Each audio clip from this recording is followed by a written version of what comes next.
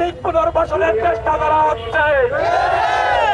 আমরা দেখি সিলেটের সর্বোচ্চ প্রশাসনিক কর্মকর্তা উনার অফিসে আওয়ামী লীগের দালালদেরকে নিয়ে মিটিং করেন।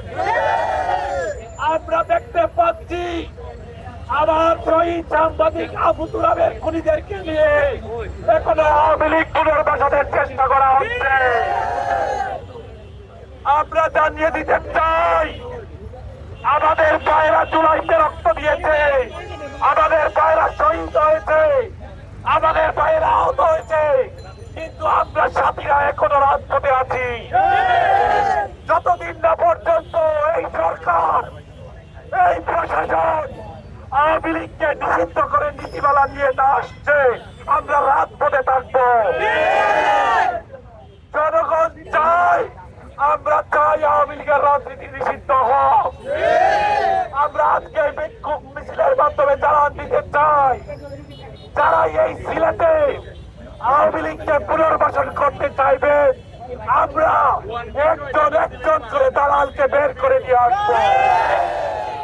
আমরা রাজপথ থেকে সর্বদা যতক্ষণ পর্যন্ত আওয়ামী লীগ নির্মূল এবং নিষিদ্ধ হয় নাই।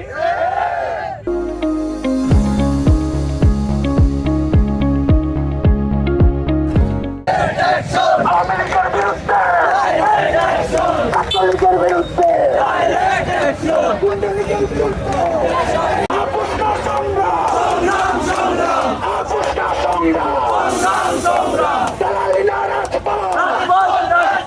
আবু সাইদ মুক্ত, আবু সাইদ মুক্ত, অ্যাকশন অ্যাকশন, আপুষ্টা সংগ্রাম, আপুষ্টা সংগ্রাম, দালালি না রাজপথ, আবু সাইদ মুক্ত, আবু সাইদ মুক্ত, অ্যাকশন অ্যাকশন,